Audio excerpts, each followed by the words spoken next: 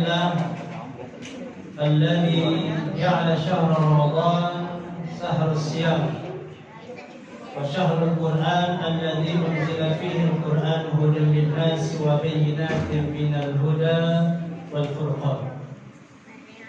أشهد أن لا إله إلا الله وحده لا شريك له وأشهد أن محمدا عبده ورسوله لا نبي بعده. اللهم صل وسلم وبارك على سيدنا محمد وعلى آله وصحبه أجمعين. أما بعد فقد قال الله سبحانه وتعالى في القرآن الكريم: أعوذ بالله من الشيطان الرجيم. بسم الله الرحمن الرحيم.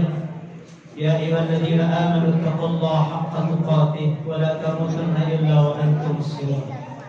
وقال أيضا: يا أيها الذين آمنوا كتب عليكم الصيام كما كتب على الذين من قبلكم لعلكم تتقون.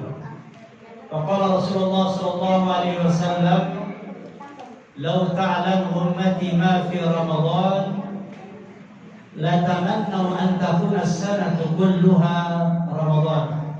صدق الله وصدق رسول الله صلى الله عليه وسلم. Bapak, ibu-ibu, jamaah sholat isya Musalla Al-Fiyah Al-Istiqamah, insyaallah dimuliakan Allah Subhanahu wa taala. Alhamdulillah, pada malam hari ini, malam keberapa ya? Berapa? 23. Berapa, Bu? 13. Sekali 23. 13. Berarti tinggal masih banyak kan? Alhamdulillah, patut kita bersyukur malam ini. Pertama, syukur kita adalah ternyata apa yang selama ini kita mohonkan, kita mintakan sama Allah, ternyata dijawab. Sejak bulan Rajab kita mohonkan itu. Apa yang diminta, Pak? Semoga Allah mempertemukan kita dengan bulan suci. Alhamdulillah dijawab. Malam hari ini kita berada di malam 13. Tentu permohonan kita berikutnya adalah semoga Allah antarkan kita semua untuk bisa menyelesaikan Ramadan tahun ini. Amin. Bahkan kita mohonkan semoga Allah mempertemukan kita dengan Ramadan tahun depan. Amin. Jadi gak ada salahnya, Pak, ya, kita meminta sama Allah yang terbaik. Tentu cara mensyukuri nikmat ini adalah dengan berupaya semaksimal mungkin mengisi waktu-waktu kita, jam-jam, menit-menit, detik-detik yang kita lewati dalam Ramadan ini, kita lakukan dengan maksimal beribadah kepada Allah Subhanahu wa taala. Nah, itu yang kita mohonkan yang pertama. Syukur kita yang kedua, Bapak Ibu, syukur kita yang kedua, alhamdulillah kita bisa memasuki Ramadan dalam keadaan sehat. Sehat semua? Semoga Allah menjaga kita dari segala macam penyakit, wabil khusus penyakit corona. Ini masih corona. Itu kalau melihat udah nggak ada corona ini, nggak ada virus. Ya, insyaallah ini di Musa Al-Fiyah udah nggak ada corona. Saya sedikit cerita nih. Saya ceramah dari kabupaten, kota Bekasi hingga Jakarta. Saya ambil hari Kamis yang lalu, Kamis yang sebelumnya. Saya ceramah di Masjid Raya Baitus Salam, Pondok Kelapa, Bilimun. Itu masjid pernah dijadikan lokasi syuting sinetron Lorong Waktu. Masih ingat Lorong Waktu, Pak? Siapa pemeran utamanya? Pak Didi Mizwar. Nonton. Didi Mizwar.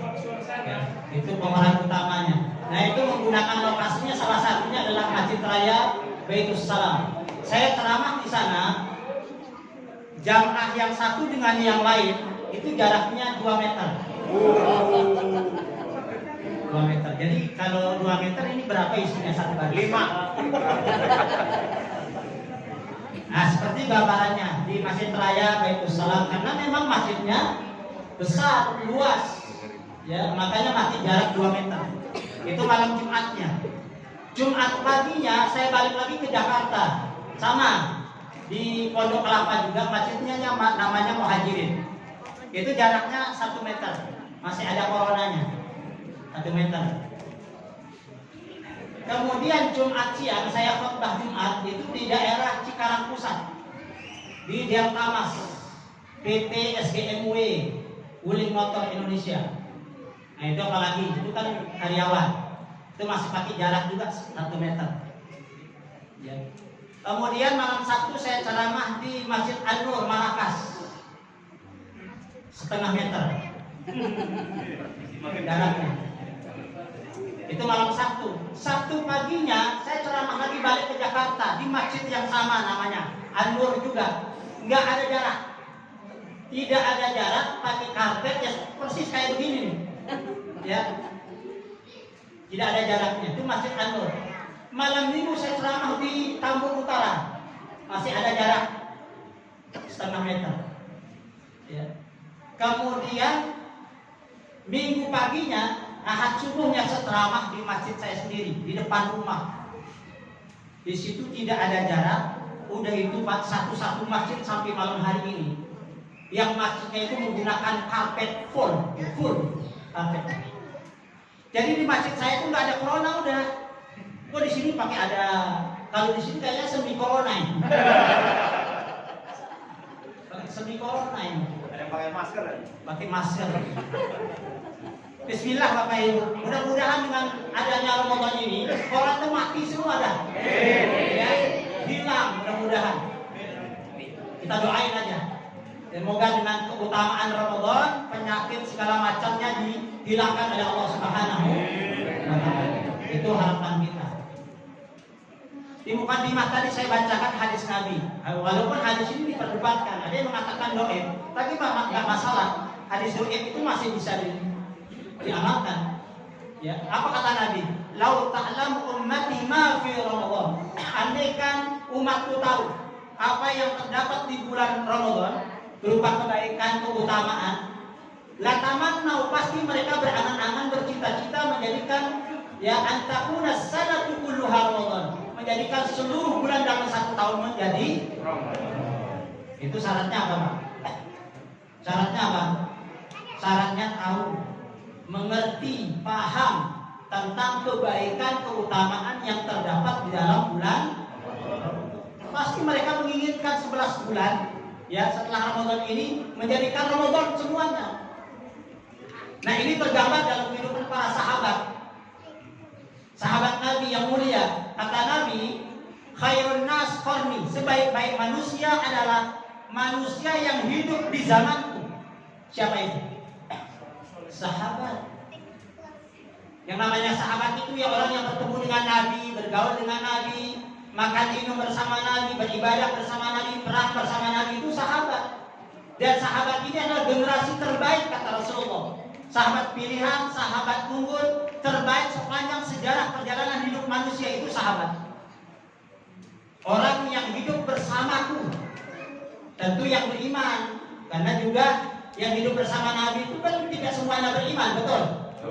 Di situ juga ada Abu Jahal, apalagi Abu Lahab, Abu Janda. Abu Gosok. Saya pikir kalau Abu Janda hidup zaman Nabi itu lebih hebat dari Abu Jahal. Ya. Lupakan Abu Janda. Jadi itu kata Nabi, orang manusia yang paling baik itu yang hidup di zaman itu sahabat. Summal ladzina yalunahum, kemudian generasi berikutnya siapa? Setelah generasi sahabat, tabi'in. Summal ladzina yalunahum, kemudian generasi setelahnya siapa? Tabi'in. Nah kita ini kira-kira ini generasi keberapa ini? Hah? Generasi yang hidup di akhir zaman, di penghujung zaman, itu kita ini. Maka karena ini merupakan generasi yang hidup di akhir zaman, selayaknya seharusnya menjadikan kemudian sahabat Nabi itu menjadi suri teladan. contoh, uswatun hasanah dalam segala hal, Bapak Ibu. Jadi kalau kita kaji sirah sahabat maupun sirah nabawiyah, kita akan menemukan sosok-sosok sahabat hebat. Bagaimana pembelaan mereka terhadap Islam, perjuangan mereka terhadap Islam, kecintaan mereka kepada Rasulullah, memperjuangkan Nabi dan seterusnya. Ya, mereka itu lebih unggul dalam segalanya dengan kita. Maka patut kemudian kita jadikan sahabat itu menjadi suri teladan. Salah satunya dalam hal mengisi kehidupannya di bulan Ramadan. Coba lihat sahabat. Begitu mereka masuk di bulan Ramadan, terlihat dari malam ke malam. Dari malam pertama, kedua, ketiga, dan seterusnya. Terlihat lebih semangat, lebih serius, lebih sungguh-sungguh untuk menyelesaikan malam-malam yang ada di bulan Ramadan. Itu sahabat. Beda dengan kita. Kita ini semangatnya di hari-hari pertama, kedua, ketiga, sampai hari ke-10. Jadi 10 pertama itu alhamdulillah masih ada. 10 malam kedua, nah itu banyak kemajuan. Ya, kita ini banyak kemajuan. Apanya, Pak? Itu kita. Kalau sahabat di 10 hari terakhir itu banyak yang menangis karena akan sebentar lagi akan ditinggalkan oleh Ramadan. Kita umat hari ini juga ikut nangis, Pak. Tapi nangisnya nggak bisa pulang kampung. Apalagi tahun ini dilarang pulang mudik sama pemerintah. Kalau saya sih setuju sama larangan pemerintah. Kenapa? Karena saya nggak pulang kampung. Kampung saya terlalu jauh, Lombok, NTB. Ya. Tapi kita ambil sisi baiknya larangan pemerintah. Dengan larangan mudik, maka kemudian kita harus fokus beribadah.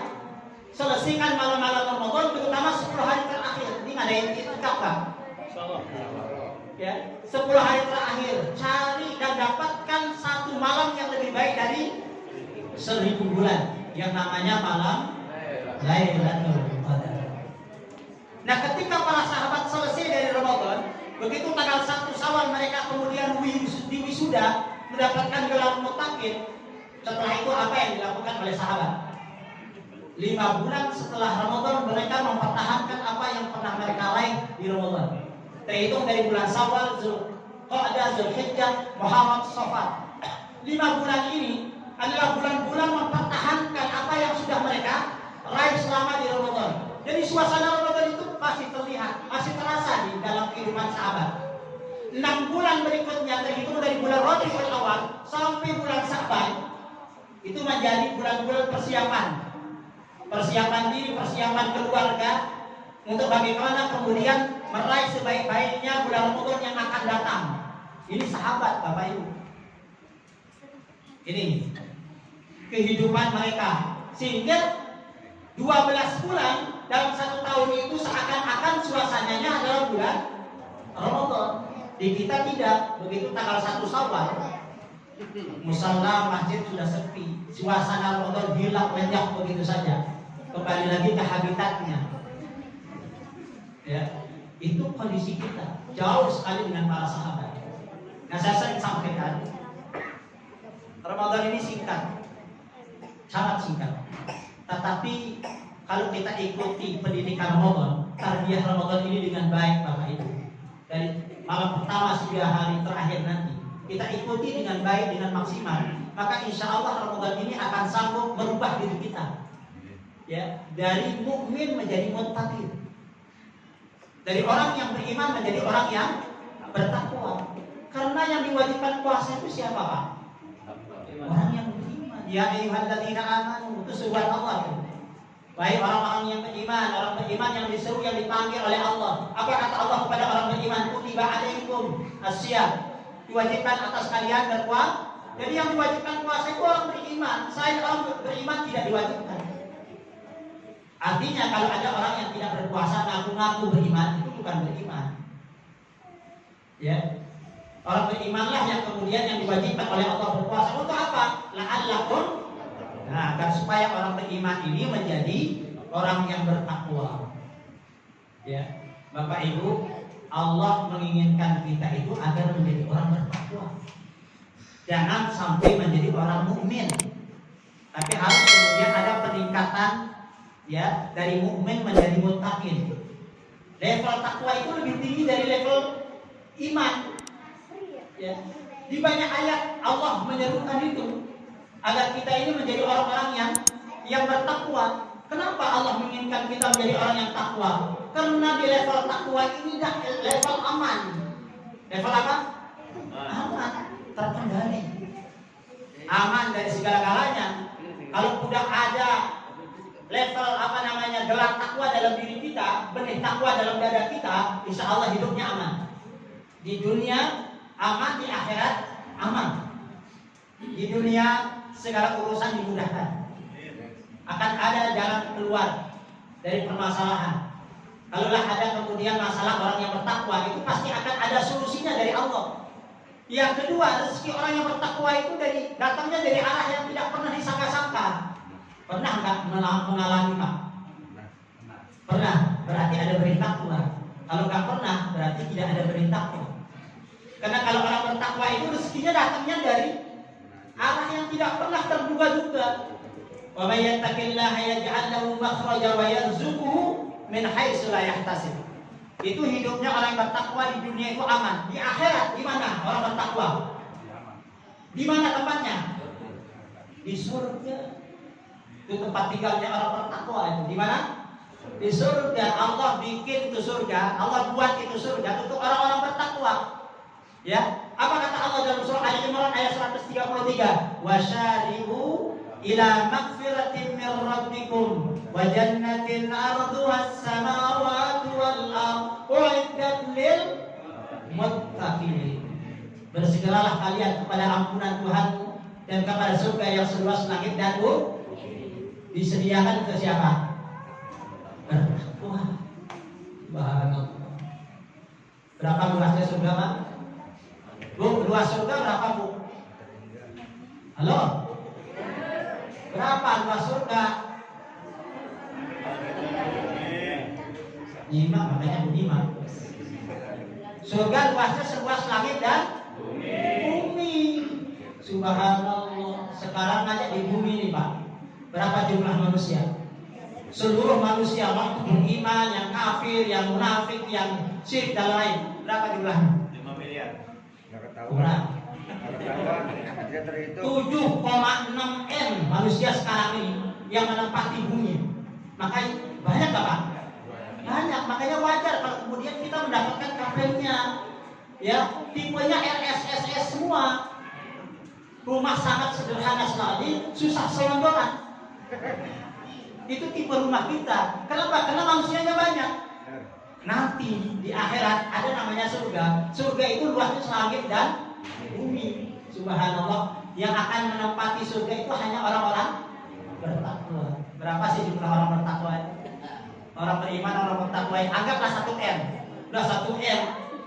Tinggal di tempat yang seluas langit dan bumi. Subhanallah. Afrika kita luas-luas, Pak. Minimal kayaknya 1 orang itu ya selapangan bola lah. Iya minimal. Ya mau lebih dari itu. Mau? Ngukurnya kapan ngukurnya? Sekarang ngukurnya, Pak. Jangan nanti. Siapkan batu batanya, pasir, pesir, dan lainnya. Itu disiapkan dari sekarang. Kalau nanti telat kita, ya, mari kita ukur dari sekarang berapa luasnya, berapa tingkat maunya. Ya, mau 10 tingkat rumah. Setiap tingkat ada kolam renangnya. Subhanallah. Kolam renangnya ada 4 macam airnya. Air bening, susu, madu, khamar. Subhanallah. Air lagi tuh. Itu urusan bapak aja dah. Ya. Jadi surga begitu, Pak. Ya, kolam renang di surga itu tempat. Nanti buka surah Muhammad. Ya, kalau sekarang ini kan kolam renang itu paling airnya bening aja, itu campur air pipis. Orang kalau mau renang, ya mau renang, Pak, anak-anak mau renang, pingin pipis dari rumah ditahan, mau dibuang di mana? Di kolam renang buangnya. Kepada ketawa tuh. Ngerti dia, ngerti anak-anak daripada bapak nggak pernah renang sih. Di surga, kolam renang itu ada 4 mata air. Subhanallah. Ya, nah, jadi insya Allah ini ahli surga semua. Ya, Nah, oleh karena itu, ya, orang bertakwa itu tempatnya di surga. Itu di banyak ayat Allah katakan. Misalnya dalam surah Az-Zariyat ayat 15, innal muttaqina fi jannatin wa uyun. Sesungguhnya orang bertakwa itu berada di dalam surga dan di dekat mata air. Subhanallah. Dekat mata air wa uyun. Ya, di mata air. Tergambar memang surga itu indah. Taman-taman, kemudian ada mengalir air. Air yang mengalir aja itu nanti akan menghasilkan bunyi musik. Sukanya apa musik apa? Dangdut. Oh, dangdut. Luar biasa. Nanti akan ada dangdut di surga. Yang koplo ya. Jadi itu air yang mengalir aja akan musiknya musik dangdut. Yang suka gambus saja ada musik gambus. Itulah surga hebat. Nah ini kata Allah pada ayat yang ke-16-nya, akhirina ma'atahum rabbuhum. Mereka orang-orang yang berada dalam surga akan mengambil, menikmati seluruh apa yang Allah hidangkan, Allah berikan, Allah sediakan. Jadi yang disediakan oleh Allah itu nikmat-nikmat di dalam surga. Dan kenikmatan surga Bapak Ibu tidak bisa dibayangkan dari sekarang. Bu, jangan bayangin nikmatnya surga, nggak bisa. Karena Allah sendiri mengatakan dalam hadis kudusinya, a'adatu li ibadis salihin ma lam aynur ra'at wa la udhunun sami'at wa la khatara fi qalbil basar. Aku sediakan bagi hamba-hambaku yang beriman, yang bertakwa, yang saleh apa? Sesuatu yang tidak pernah dilihat mata, yang tidak pernah terdengar telinga, bahkan yang tidak pernah terlintas dalam pikiran manusia. Itulah gambaran nikmatnya surga. Walaupun Al-Quran memberikan gambaran, salah satu misalnya Al-Quran itu memberikan gambaran pohon di dalam surga itu nanti buahnya di bawah, akarnya di atas. Subhanallah. Sekarang ada nggak? Kalau sekarang kita punya pohon nih, ada buahnya. Untuk mendapatkan buah harus bagaimana? Manjat. Kalau enggak manjat, di surga nggak perlu Pak. Nggak perlu. Bukan kitanya yang nyamperin buah, tapi buah yang nyamperin kita. Kita duduk nih, buahnya kita baru terlintas. Nih, ini hebatnya surga. Baru terlintas, bukan minta. Baru kebayang saya ingin makan buah durian, datang. Tinggal, nggak perlu berdiri, karena posisinya duduk. Dan nikmatnya duduk itu kira-kira buah itu dia akan memposisikan dirinya seperti ini. Nah, mungkin kalau duduk terus begini capek, nggak akan terjadi di surga, nggak ada. Kalau kita berbalik, mau pingin makan buahnya nyamperin. Kalau kita berdiri, buahnya yang menyesuaikan dengan posisi kita. Itu hebatnya surga. Dan makanan kita kan ringan-ringan di surga, Pak. Nggak ada makanan berat di surga itu. Kenapa? Nggak ada orang lapar.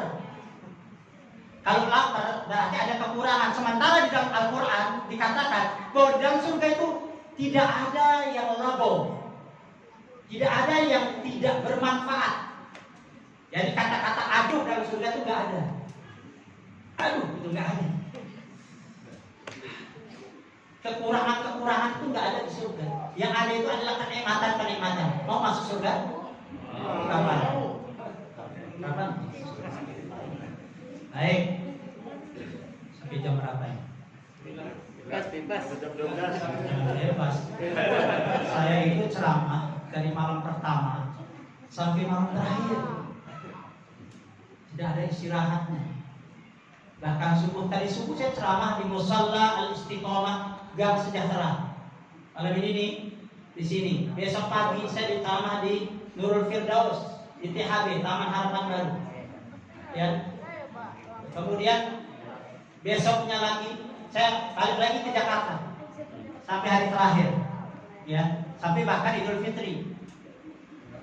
Nah itu makanya kalau ada musola masjid yang jadi imam, harusnya beliau yang jadi imam tadi sekalian dengan tarawihnya. Tapi dipaksain juga saya jadi imam. Enggak kasihan apa ya? Nah itu dia selalu begitu alasannya. Ya, jadi ini akan terus terpakai ini. Satu minta saya doakan saya biar sehat. Biar bisa maksimal saya menyampaikan tausiah kepada masyarakat. Saya akan selesaikan ceramah saya. Ini belum selesai kalau sampai di sini. Kenapa?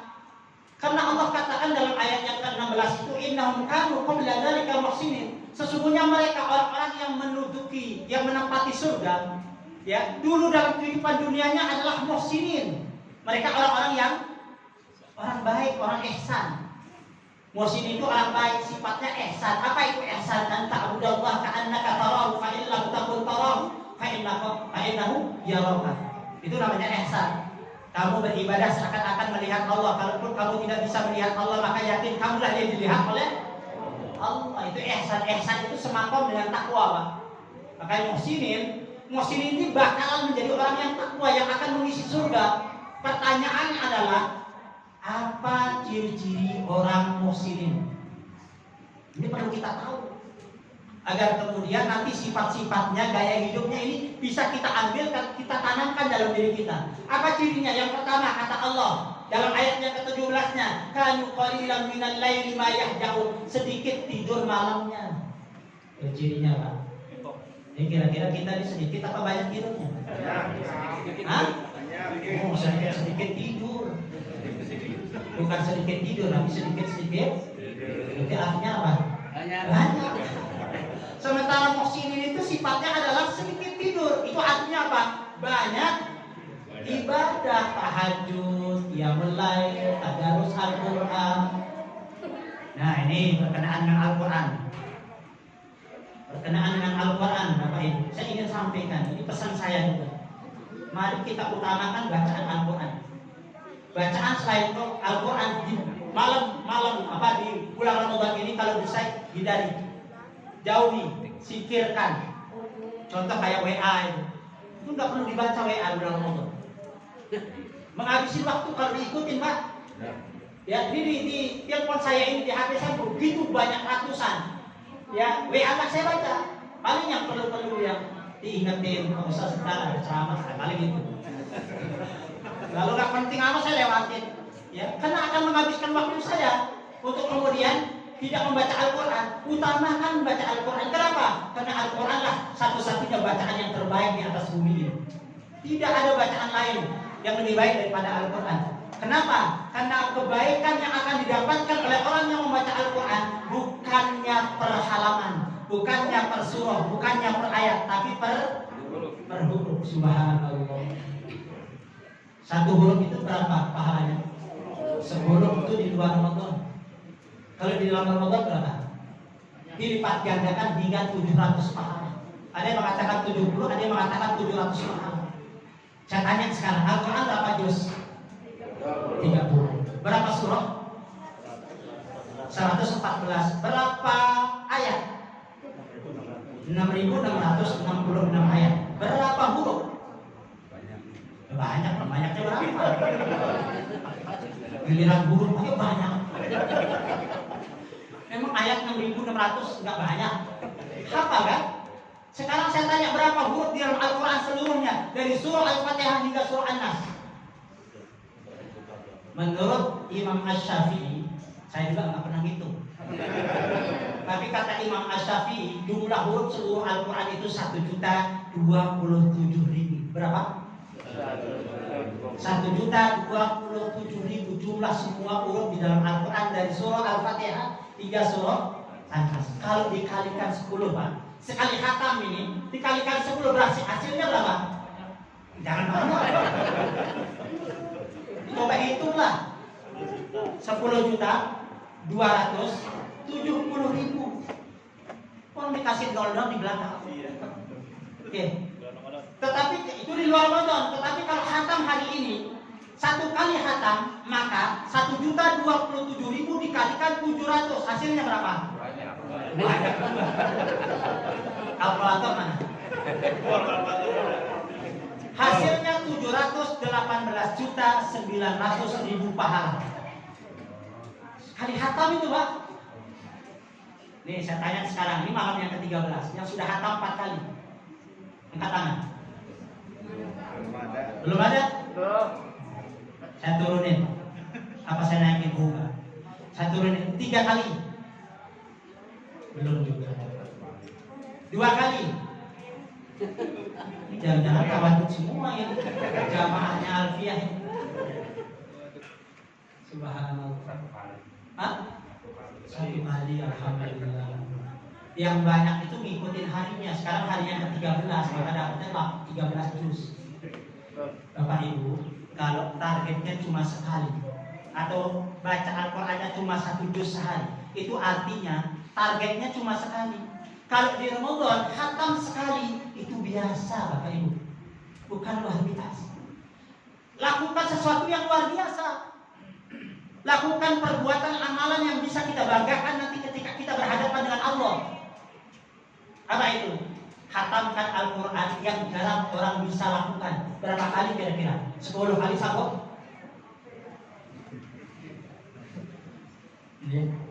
Bapak Ibu, para ulama salafus saleh ketika menjalankan hidupnya di Ramadan, mereka berhenti mengarang kitab, menulis buku berhenti, mengkaji tafsir hadis fikih itu berhenti. Apa yang mereka lakukan? Fokus membaca Al-Quran. Makanya jangan heran sekelas Imam Asy-Syafi'i dan setiap Ramadannya mampu menghatamkan Al-Quran tidak kurang dari 60 kali khatam. Itu Imam Asy-Syafi'i. Itu artinya perharinya dia mampu khatam berapa kali? 2 kali. Kita sudah malam ke-13 belum khatam-khatam juga. Kita jauh dari Imam Asy-Syafi'i. Tapi kayaknya pilihan kita masuk surga dari Imam Asy-Syafi'i. Ini baru dari segi bacanya Pak. Belum lagi yang lain Bapak Ibu. Setelah tarawih pulang, begitu sampai di rumah, depan rumah ada mobil, 3 mobil Fortuner. Mau? Mau nggak? Anak kecil aja bilang mau. Bu, habis tarawih dari sini nih di Musala Alfiyah, ibu pulang ke rumah, di depan rumah itu berderet parkir mobil, 3 mobil Fortuner. Mau nggak? Kata sahabat begini, kata Rasulullah pada para sahabat. Ketika Rasulullah mengumpulkan sahabat, ya, ayuhibbu ahadukum idza raja'a ila ahli ay yajida salatu khulifatin simanin izam. Adakah salah seorang di antara kalian yang menginginkan ketika acara ini selesai pulang kemudian ke rumahnya menemukan 3 ekor onta yang gemuk dan hamil, bunting? Mau enggak? Kata sahabat, tentu ya Rasulullah mau. Kenapa? Karena onta zaman Nabi itu kendaraan paling hebat.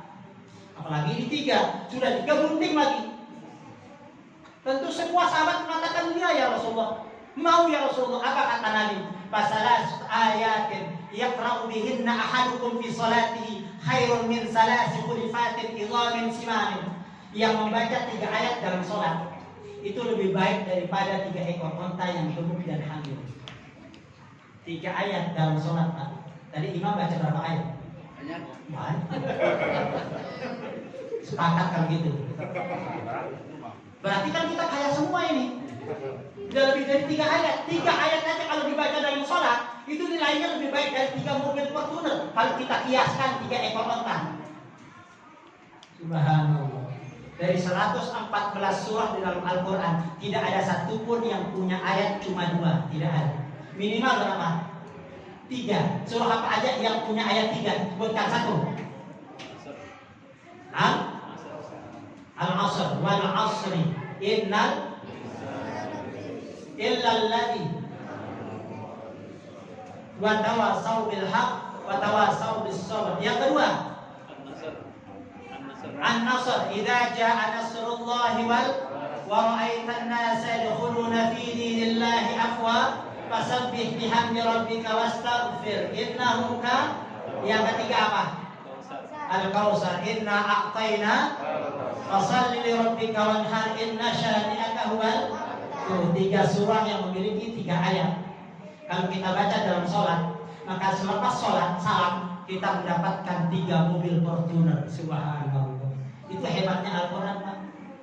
Belum lagi nanti kalau kita punya anak keturunan generasi yang penghafal Quran. Apa kata Allah dalam surah Al-Ra'd ayat 23 dan 24? Wajadna adnin yadkhulunaha wa man salaha min abaihim wa zurriyyatihim wa azwajihim wa zurriyyatihim. Dan surga Aden yang akan masuk orang-orang yang ke dalamnya, dan dia akan menggandeng kedua orang tuanya dan juga pasangan hidupnya dan juga anak-anak keturunannya. Siapa mereka ini yang akan masuk surga, yang menggandeng seluruh keluarganya? Siapa? Para penghafal Al-Quran. Berbahagialah orang tua yang punya anak penghafal Quran. Coba angkat tangan yang punya anak penghafal Quran. Oh, belum ada. Mungkin orang tuanya kali. Coba orang tuanya.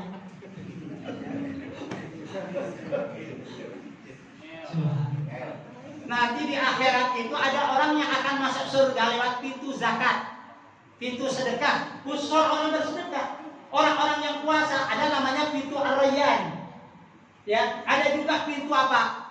Pintu tahajud. Tapi ada orang yang akan masuk surga dari pintu manapun. Siapa mereka?